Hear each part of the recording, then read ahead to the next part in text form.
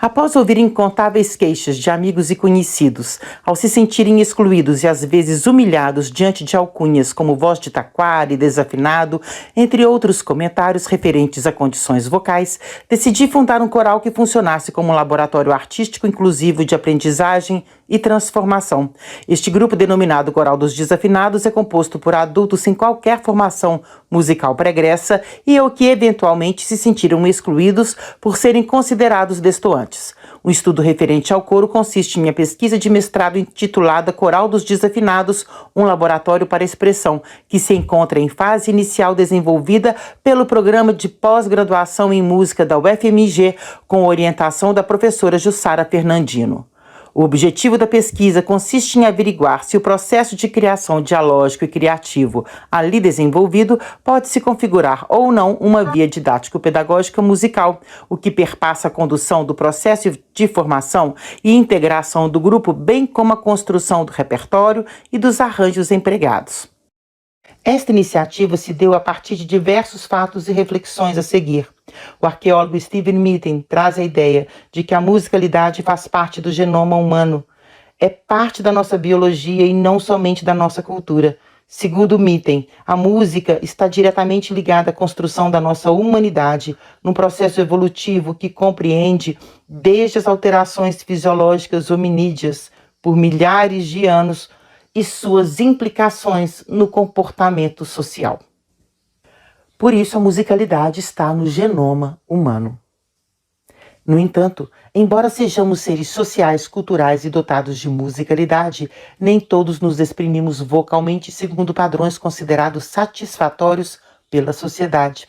Sobreira denomina desafinadas as pessoas que, convivendo com padrões musicais comuns à nossa cultura, não conseguem reproduzir qualquer tipo de modelo proposto, cometem desvios, não cantam notas isoladas ou ainda que cantam a partir de notas produzidas por elas mesmas. Estas dificuldades, segundo a estudiosa, são passíveis de solução ou apuro, mas ela acrescenta ainda que muitos são taxados de desafinados somente por possuírem um timbre vocal pouco familiar a alguns ouvidos, levando a crer que as definições a respeito da desafinação são distintas e igualmente passíveis de aperfeiçoamento pela via da educação vocal e musical, tanto para quem canta quanto para quem ouve. Wisnik nos traz a ideia de que é impossível pensar a multiplicidade das músicas contemporâneas a não ser por meio de novos parâmetros. Corroito nos diz que a música é muito mais do que notas bem emitidas,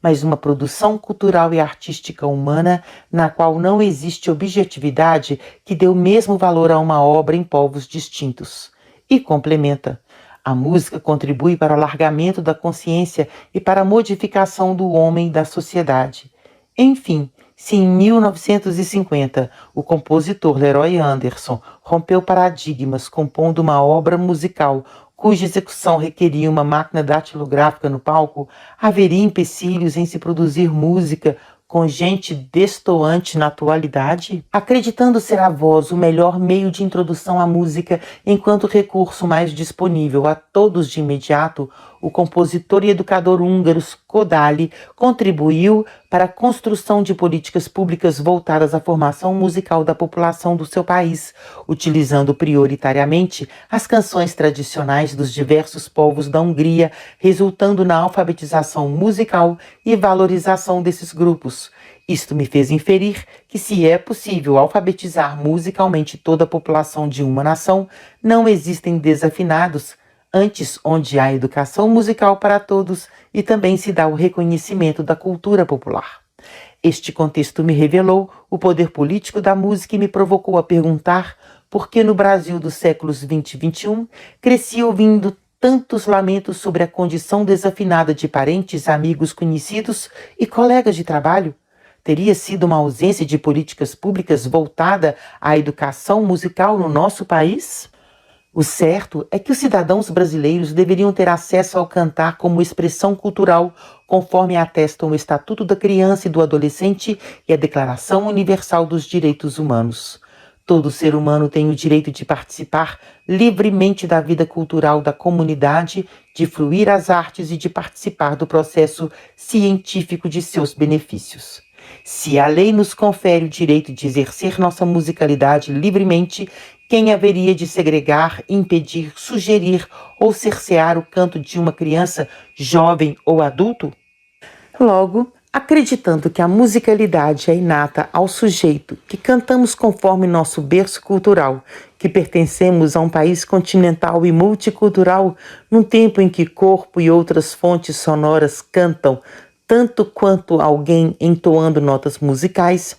que a afinação é resultante da combinatória de método, elaboração e plurivalência, que cantar ou silenciar são ações políticas e que temos o direito à livre expressão artística, bem como ao seu aprendizado e apreciação,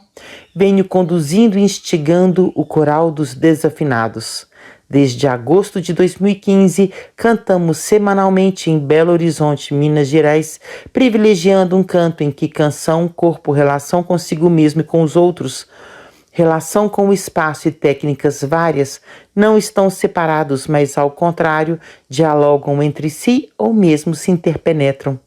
Afinado ou não nos padrões convencionais, o coral dos desafinados constitui-se das diferenças entre as vozes, que somadas oferecem interpretações repletas de surpresa, humor e lirismo, com repertório e arranjos elaborados coletivamente.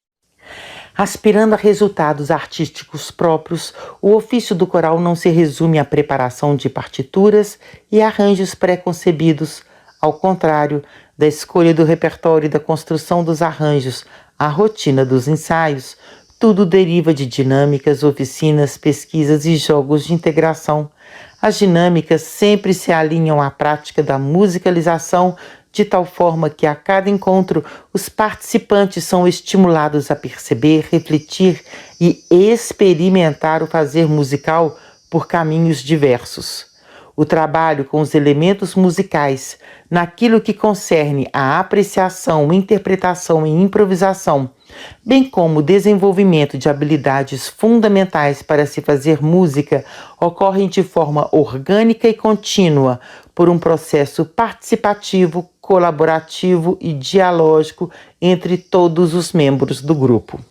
Afinal, se pretendemos ser inclusivos e artísticos, precisamos estar afinados na escuta, no respeito e na composição da diversidade como essência do trabalho.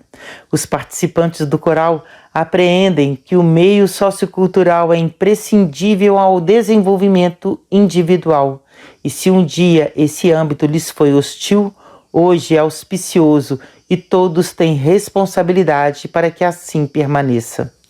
Apesar da boa repercussão entre as comunidades por onde o coral já se apresentou, bem como entre os próprios participantes, até o momento não se investigou essa prática como uma via metodológica para a formação dos cantores. Compreender melhor o fenômeno musical e sociocultural do coral e o impacto da sua performance, objetivando aferir se as práticas ali desenvolvidas podem se configurar ou não como uma ação didático-pedagógica, bem como identificar o modo e a razão como isso se daria, é o objetivo desse trabalho. É imperiosa essa investigação para subsidiar a avaliação do trabalho, superar dificuldades, rever conceitos, ampliar oportunidades, avançar com a proposta inclusiva, compor memórias e manter o grupo vivo sob um perene movimento de aprendizagem. Assim, com o intuito de investigar o processo criativo, inclusivo e organizacional do Coral dos Desafinados como uma possível via pedagógica, resolvi empreender condutas que abraçassem cada sujeito e sua própria história, o coletivo como eixo do grupo, a música como expressão artística, a prerrogativa da liberdade para se fazer arte, a técnica vocal do canto como tônus do projeto e, evidentemente, referências teóricas que norteassem minha investigação. Como a pesquisa está em processo inicial, vislumbra-se como possibilidades metodológicas um estudo de caso qualitativo apoiado no exame minucioso de princípios, práticas e comportamentos de um grupo específico com 7 anos de existência e no qual o elemento humano está presente de forma contundente.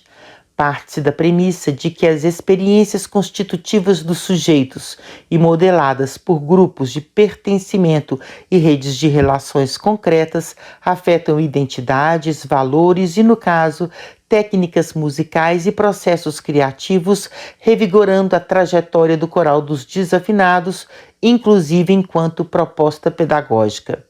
E ainda acolher depoimentos dos integrantes do coral, elaborar um descritivo histórico do coral, da fundação aos seus dias atuais, incluindo apresentações, catalogação e sistematização das atividades do grupo e da elaboração do catálogo de arranjos. Espera-se que um estudo sobre o coral dos desafinados possa trazer uma maior compreensão do fenômeno sociomusical ali desenvolvido, bem como sistematizar subsídios para futuros processos metodológicos nesse campo. Anseia-se ainda que a experiência de um jovem coral de quase velhos seja referência para a comunidade de educação musical voltada a crianças, adolescentes e adultos para o exercício do canto coral e para empreendimentos inéditos no campo da música, abrangendo leigos, entusiastas e desafinados.